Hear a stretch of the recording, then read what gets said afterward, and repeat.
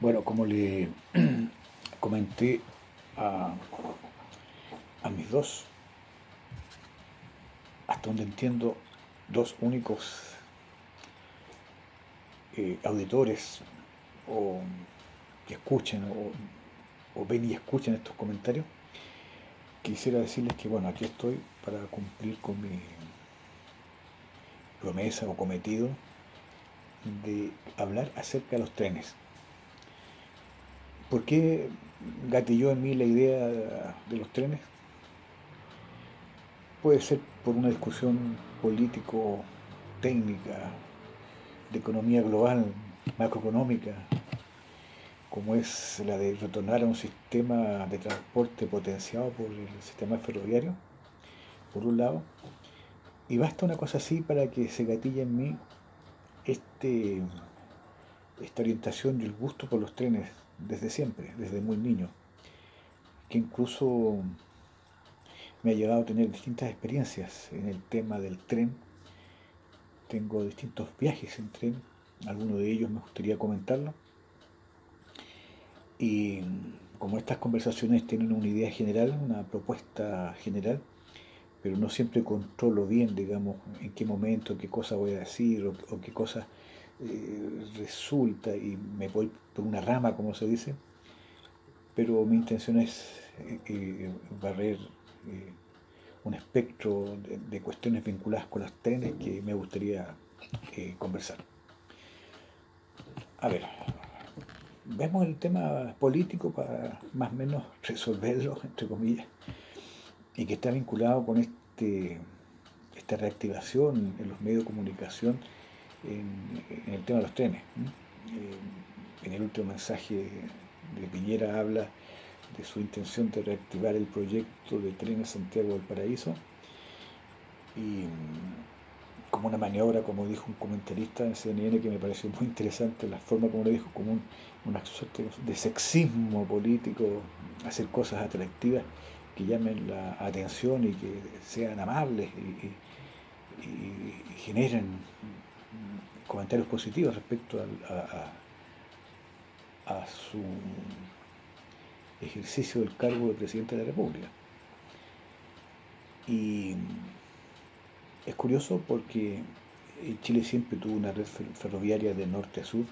Evidentemente el tramo norte, casi 2000 kilómetros o más de 2000 kilómetros, Santiago-Iquique, fue una obra majestuosa, era un verdadero viaje de la Tierra a la Luna, en el periodo en el cual se realizó por la audacia del proyecto, los recursos que significaba, la tecnología aplicada, no sé, esa gente que hizo eso es de admirarlo, ¿no? Y que fue una línea férrea de trocha angosta que permitió un viaje a Santiago de Iquique, hasta donde entiendo, de 3 días. Dicen que en muchas partes el tren avanzaba y la gente podía viajar, ir caminando al lado del tren porque eh, no iba más rápido. Ese sistema ferroviario que se fue desarrollando y permitió cumplir con las tareas del transporte público y de carga, tuvo un competidor natural, que era el transporte a petróleo, a benzina, a petróleo, que es el de los camiones, que también tenían este negocio del transporte de la carga y veían en el ferrocarril un competidor. Y los camioneros fueron un gremio absolutamente movilizado en contra del gobierno de Salvador Allende, del gobierno de la Unión Popular, y se destacaron por acciones muy audaces y se pusieron un poco a la cabeza de los gremios para tratar de desgastar políticamente en el boicot, en el desabastecimiento por falta de transporte. Bueno, y antes que nada lo que era la primera plana, ¿cierto? En el titular político de cada día. Y eso también ellos sabían que eso les daba legitimidad para tener un retorno, un reconocimiento. Cosa que vino a no dudar parte de la dictadura. el régimen rápidamente destruyó ferrocarriles.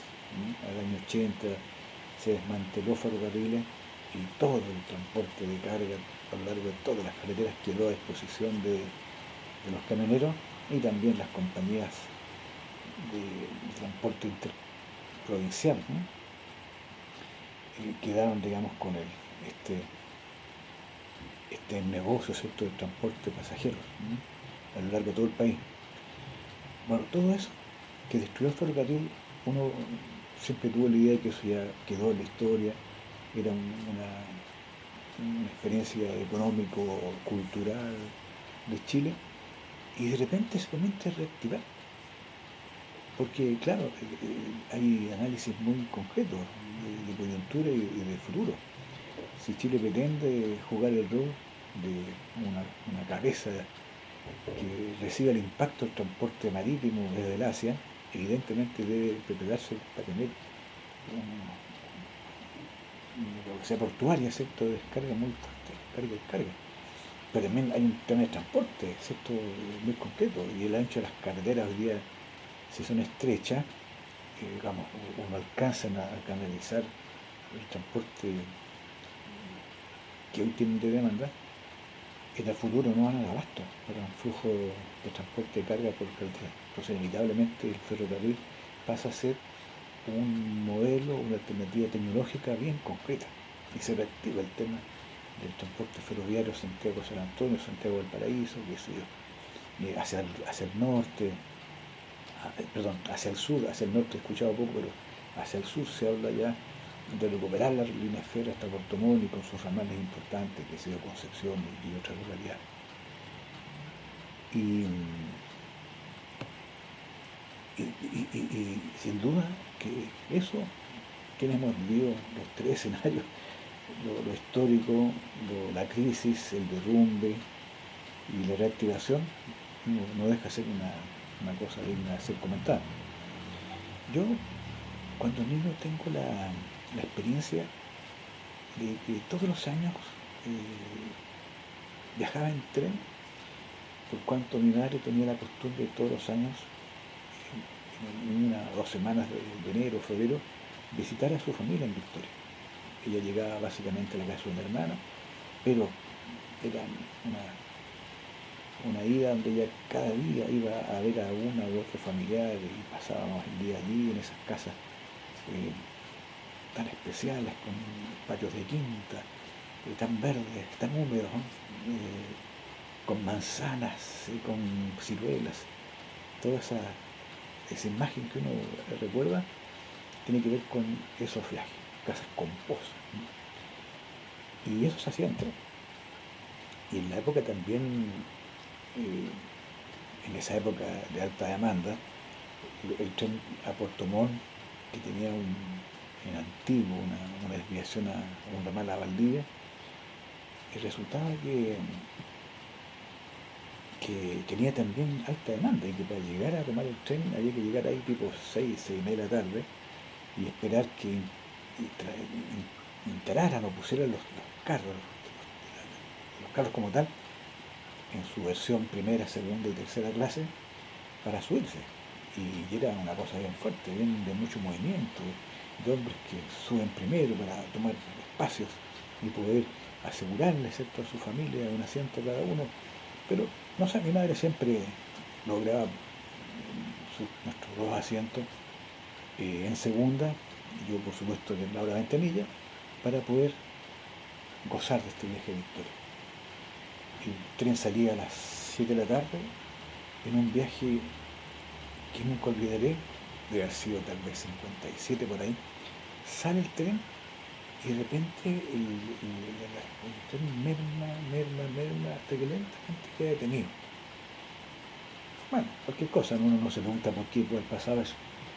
Y de repente viene la gente y comienza a comentar, y resulta que la máquina se había desenganchado de los carros. Y la máquina, no sé si sola por un par de carros había avanzado, y ahora tenían que retornar, digamos, a poder pegotearse, ¿cierto?, y llevar por arrastre, digamos, a todo, digamos, a todo el tren. Y bueno, el viaje comenzaba a ver Santiago, todas esas poblaciones, las tomas, toda la pobreza de la época. Era increíble, uno como niño miraba todo eso y avanzar, y pronto ya se llegaba a la primera estación, donde el tren paraba formalmente para recibir pasajeros y también obviamente para dejar, San Bernardo. Y de ahí San Bernardo creo que venía Wynn y así se esperaba hasta que se llegaba a Rancagua, San Fernando, Curicó, Talca, y a las 12 de la noche el tren llegaba a Chillán. Y Chillán era como un gran templo, ¿no? Una estación que cubría todas las líneas, y en todas las veredas en torno al tren estaban las vendedoras vestidas de blanco con sus canastos con pan amasado, con huevos, sándwiches y sus reclamos, sus voces, sus ventas, sus ofertas, sus precios, y sus productos, todo al instante ella, y era una cosa muy atractiva. Y ahí el tren parece que paraba un poquito más y la gente un poco se bajaba. Bueno, yo como niño miraba, nunca bajé, pero veía como la gente bajaba y volvía a subir, había un gran nerviosismo y el tren continuaba. Pero quizás el tren estaba ahí su buena media hora. Y comenzaba ese viaje nocturno, como era verano, también amanecía más temprano. Y ya yo creo que llegando al Laja, más o menos, ya comencé a amanecer. Y recuerdo que ya era de día cuando se llegaba se pasaba el Salto del Laja y se enfilaba hacia al puente de Mayeco, puente ferroviario, que dicen que fue diseñado por Eiffel y que, bueno, todavía está y es una joya, ¿cierto? Ferroviaria, una joya, digamos, de puente ferroviario, eh, emblemático. Es como que el sur comienza una vez que uno cruza el puente Mayeco. Antes, cuando no estaba el puente de carretera, había una cuesta, ¿no? En el cual los vehículos bajaban al río, lo cruzaban en un puente corriente y volvían los vehículos en una cuesta a subir, a llegar, digamos, al plano donde seguía, digamos, el viaje. Ahora no, porque ahora también un alto puente que está un poco más abajo del puente ferroviario y, y ya no está a esa vista, pero siempre será maravilloso pararse frente al puente Mayeco, sacarle fotos, mirar, o si uno va a pie, poder contemplarlo en toda su majestad, ¿no? El puente Mayeco. Bueno, el tren continuaba, ¿cierto? Pasaba por Ercilla, Pailahueque, Capitán Pastene, hasta llegar a Victoria. Y cuando el tren ya avanzaba y se sabía que estaba llegando a Victoria, por los ríos que se cruzaban, el entusiasmo, la mirada, el nerviosismo por llegar a la ciudad era enorme, hasta que se llegaba a esa estación tan especial con su visera llegando al borde de la primera línea, y bueno, se bajaba en toda esa estación baldosada, tan de cemento, de un color claro, y por fuera de un rojo más o menos medio colonial, pero bueno, las veces que la he visto en mi vida como que le han cambiado el color, pero es el que yo recuerdo de la época. Ahí había una plazuela llena de comercio y ahí al fondo estaba el mercado de Victoria con todas sus carnicerías, incluía la carne de venta de caballo, la florería, la hortaliza, y afuera, ¿cierto? Todo el mercadeo de mujeres mapuches que venían a vender sus productos con sus canastos y con sus vestimentas, con su alojamiento, todo un mundo mágico. Y nos faltaba el charlatán también parado en la esquina tratando de hacer ventas de cualquier cosa y a veces engañando a la gente con lo que vendía al borde del delito. Y los famosos charlatanes, ahí estaban siempre en Victoria. Bueno, ya repetí entonces esta situación tan mágica de los días de verano en Victoria. Todo eso era en tren. eran las 9 de la noche, cuando uno retornaba a Santiago, estaba alerta porque el pito del tren se sentía a kilómetros de distancia. Y cuando ya comenzaba a sonar el pito, había que salir, no sé, con las maletas y ir avanzando hacia la estación porque ahí iba a llegar el tren.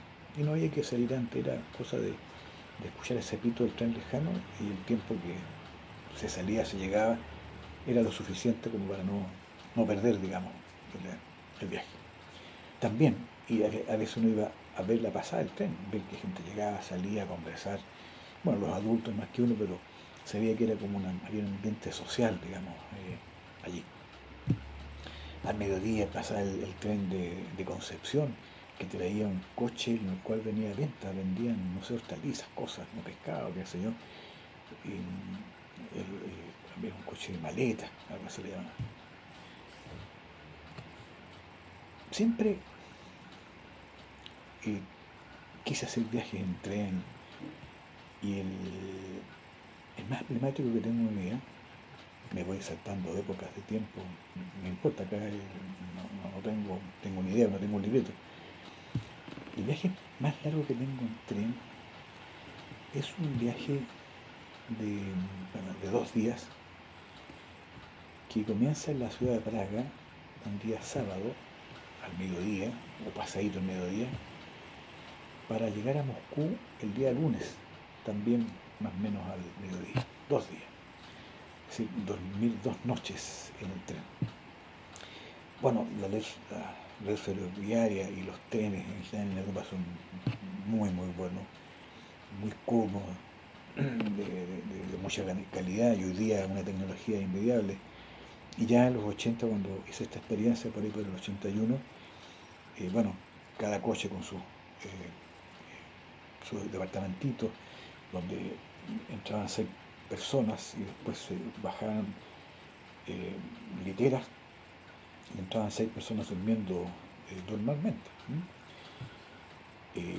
Y por eso se podía hacer viajes largos. Eh, Pasar por Polonia, cruzar la frontera entrando a la antigua Unión Soviética, cruzar Ucrania. Fue toda una experiencia y casi siempre yo con la cosa mágica de ver el paisaje. eh, y gran parte del viaje me lo pasaba mirando, era todo un mundo, tanto de geografía, de localidades, de gente, de movimiento. Era una enciclopedia allí. Y, y fue ida y vuelta, ida y vuelta. Hice los 2 tramos. Ese ha sido el viaje más largo que hice y creo que lo gocé mucho, ¿no? Nunca olvidaré que en el retorno de Moscú a Praga me tocó en el departamentito este eh, que venía una familia soviética que venían de vacaciones, de paseo, de turismo a Praga.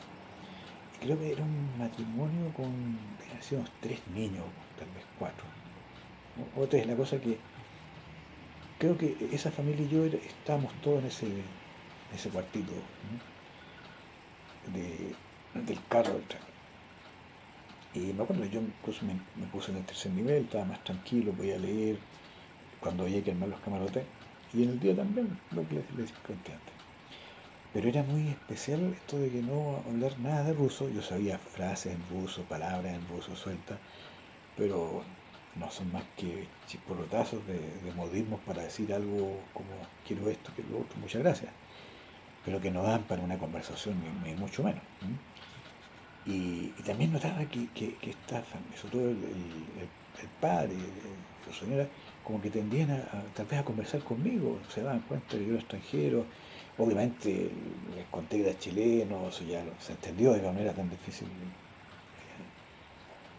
que no decírselo. Y tratábamos de enfrascarnos en movimientos de frases con las manos, que se iba a hacernos entender, y algo más o menos yo las entendía y quizás qué cosas entenderían de mí. Y recuerdo esa anécdota que yo la primera vez que estuve en Moscú fue el año 72. Y en esa oportunidad, antes de volver, me compré un reloj en Moscú, un reloj que tenía una esfera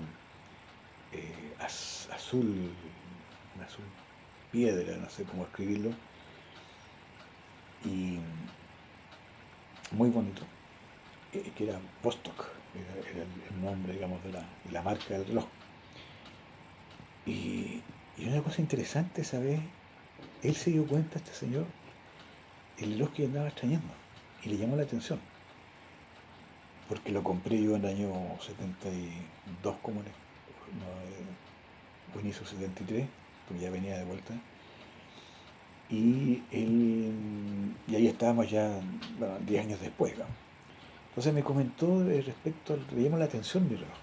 Entonces se lo muestro y de repente le entiendo que ese reloj era una partida, digamos, una serie de relojes que las habían sacado en homenaje a Gagarin, porque se cumplía una fecha determinada, no sé si del viaje de Gagarin, digamos, a su salida al cosmos, digamos, salir de la atmósfera terrestre. En ese viaje se había, en torno a esa fecha, se había puesto, ¿cierto?, la venta un reloj especialmente y todo. Y yo le agarré mucho valor al reloj por esa anécdota, ¿no? Y ahí entendí por qué el azul de la esfera. Años después, cuando fui detenido después del golpe, yo andaba, era mi reloj normal, y me daba mucho temor dos cosas. Uno, sin duda, perderlo, y segundo, que fueran a darse cuenta que era un reloj ruso y me lo pudiesen quitar o que me complicara la situación de preso político que me está sucediendo. Y, y cuando toman, yo estuve viendo el grupo móvil de carabineros, entonces ahí la persona a cargo, el oficial, me reporté a todas las cosas que nos trayendo y le muestro el reloj, lo queda mirando y le dijo Boston, Boston, de marca Boston. El reloj también tuvo su aventura y en el tiempo se perdió, pero ya es otro cuento. Y los viajes que gocé mucho también fueron muchos viajes entre Praga y Berlín. Era como un viaje, bueno, como Santiago Concepción, pero también lo hice muchas veces. También tengo un viaje muy bonito entre Praga y París. También ese viaje entre Praga y París fue ida y vuelta. Tengo viajes en tren también de Praga a Hamburg o Hamburgo. Y, y también tengo un viaje emblemático en mi vida, que es un viaje entre el muelle de Antofagasta, en esos trenes de Troya Angosta del norte, a Pasado Baquedano, donde estaba el campo de concentración de Chacabuco. Ahí nos llevaron al tren, del mismo muelle donde nos sacaron del barco, nos embarcan en el mismo muelle y ese tren sale. Y es la primera vez que yo cruzaba Antofagasta de madrugada y el tren se enfilaba, ¿cierto?, a la pampa, y era un mundo para mí increíble. No, jamás, yo no tenía idea cómo era el norte.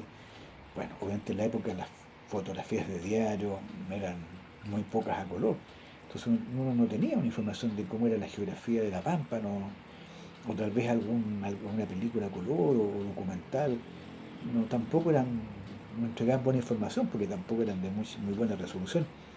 Entonces, todo ese mundo, más que con esos amarillos o rojos, están esos cerros espatulados tan lambidos, que son, bueno, como sabemos, millones de años de antiguas fosas, fondos marinos. Eso lo vi en tren, y en este tren, hasta que el tren se detiene en medio de la pampa, donde la nada se acompaña del silencio y de la ausencia, y nos bajamos. Y ahí quedamos, hasta que en la distancia aparece el movimiento, el polvillo, la polvareda de un camino donde vienen los camiones de militares a recibirnos, a embarcarnos y a llevarnos hacia este pueblo encercado de la Chacabuco, donde íbamos a pasar un año ahí de prisionero político. Ese era el nuevo oficio. Todos son tres. ¿Y qué otros viajes en tren tengo conocido así que sean dignos de comentar? un viaje a Budapest también creo que fue en tren. Y ese viaje a Budapest fue bien especial, porque yo estoy seguro que lo viví y se conectaba con la realidad. Yo no sé bien si el Colo Colo, no sé de qué año, pero había sido los años 60, tuvo no sé, era un entrenador húngaro de apellido Puskás. Es tanta mi ignorancia, no sé si era entrenador o jugador, ¿ya? Pero había estado en el plantel del Colo Colo y era alguien que se hizo muy conocido en Chile. Bueno, rodando los años, circulando los años, corriendo los años, como queramos decirlo, resulta que en este tren también había un coche en el cual uno compraba bebidas o un sándwich, era como una suerte de expender alimentos arriba del tren. Y cuando veo la persona que estaba a cargo de esto, era Puskás, era él, seguro que era él. No me queda la menor duda, yo tenía todavía memoria gráfica de estos personajes del deporte y bueno, tampoco tuve tanto ánimo como para acercarme a él y meterle conversación, pero miren ustedes dónde me viene a encontrar a este famoso jugador o entrenador, ahí me pierdo bien que lo quiera. Ahora, ¿por qué llegó a esa situación de vida en la cual trabajaba, no sé si como dueño o como dependiente o concesionario? Debe ser un concesionario de los trenes. En Hungría habían muchos servicios, negocios determinados que tienen una propiedad no estatal. Habían taxis incluso de compañías estatales y de compañías no estatales. Y también habían negocios. Y también, digamos, concesiones de atender lugares determinados. Los había en Hungría, eso no era ninguna cosa especial. Yo creo que era concesionario de este negocio en este tren. El sueño de mi vida, creo que lamentablemente ya tengo que hacerle caso a la razón y entrar a concluir de que va a ser muy difícil que lo cumpla. A no medir que pasara algo muy especial, que era, siempre tuve el sueño de viajar, hacer el viaje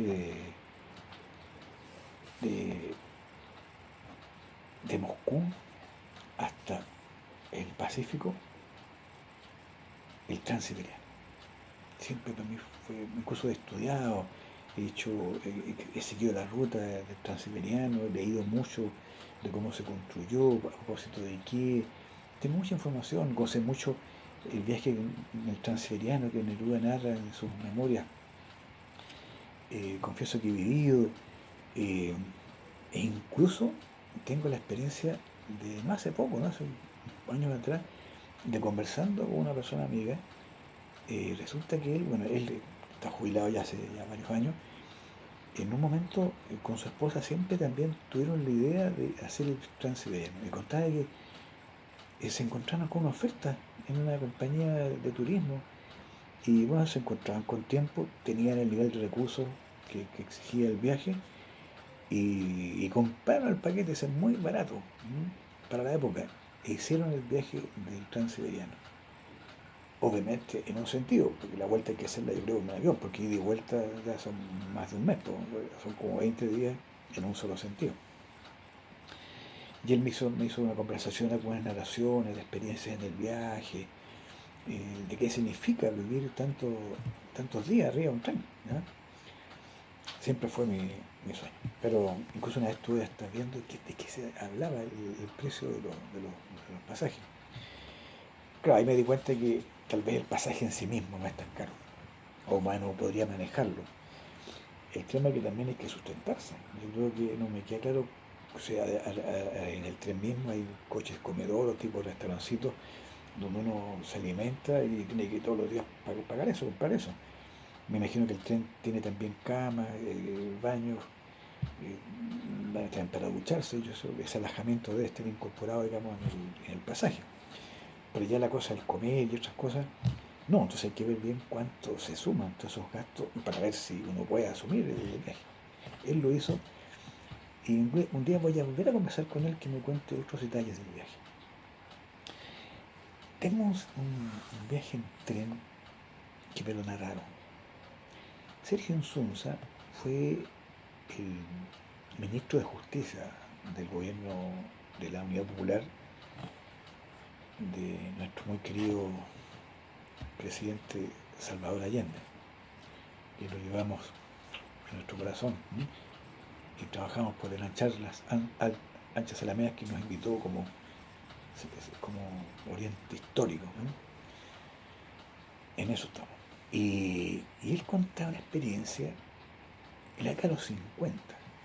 Le tocó, siendo el comunista, le tocó participar en una delegación donde iba Allende, deben haber ido dirigentes de distintos partidos de la izquierda en Chile, tal vez del FRAP de la época,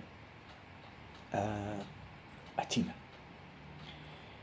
Y en la China en la época, eh, esta delegación no tan solo estuvo en Beijing, o Pekín como se decía antes, sino que también fueron invitados a recorrer otras provincias de China. Y lo más probable, lo más probable, y lo hicieron en tren, es decir, los chinos le pusieron un tren, no sé cuántos carros, pero era un tren que llevaba a la delegación, tal vez iba más gente, yo tengo imágenes así bien detalladas de algunos aspectos de lo que él me contaba, que es lo que me interesaba, pero tal vez había todo un contexto que él no me contó, o yo lo debo decir, que debe ser un tren donde iba más gente, más delegados, tal vez de algún congreso, y el tren iba embanderado, iba lleno de, de un rojo, ¿cierto? Viajando por estos territorios chinos en este tren, y él acompañando en esta delegación donde iba Salvador Allende, y sabemos que Allende era un orador, dicen que Allende, habían 5 personas en un lugar con las cuales conversar, y para él era una conversación de 1 hora y tanto, porque para él era como si fueran 100. Entonces, también Allende era muy bullicioso desde el punto de vista de la inquietud, de mirar, de preguntar, de bajar, de ver. Todas esas imágenes me entregó el compañero Sousa de ese viaje. Y para mí en mi cabeza ese viaje es un viaje que lo conozco y fue tan interesante esa narración que está dentro de mi cuestión, en mi cuestión en mí. Bueno, yo creo que esta conversación, no sé si satisfizo, digamos, o va a dejar satisfecho a quienes le hice la promesa de hablar sobre trenes, pero bueno, lo que les acabo de contar, así de modo desordenado, chispazos de memoria sobre el tema del tren, es lo que tengo, y una síntesis apretada respecto al tema de lo que les acabo de exponer. Y bueno, gracias por haberme escuchado, y si algún día con alguien de ustedes me tropiezo y me quiere preguntar algo que les pareció curioso lo que dije,